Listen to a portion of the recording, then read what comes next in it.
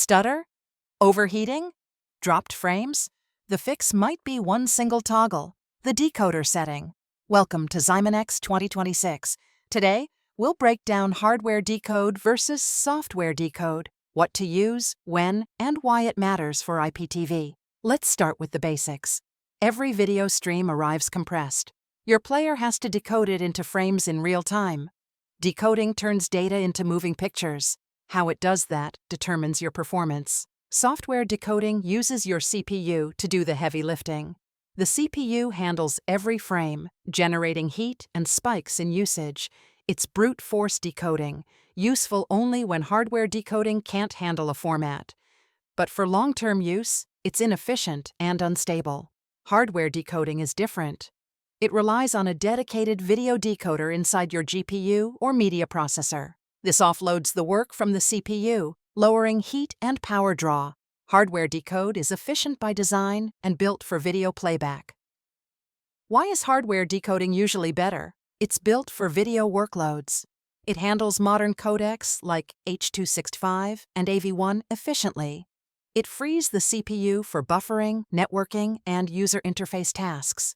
That's why it's the default recommendation. When should you use software decode? Only for testing compatibility or handling rare codec issues.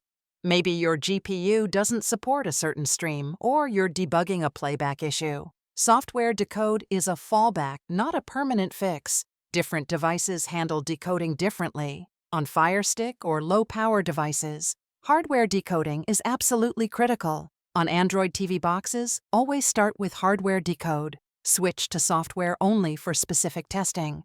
On PCs and laptops, enable hardware acceleration. It's the same thing. On smart TVs, decoding is always hardware-based and built into the chipset. How can you tell if you're using the wrong decoder? Watch for these signs. Fans spinning hard, rising device temperatures, smooth audio but stuttering video, or random freezes. These all point to inefficient decoding.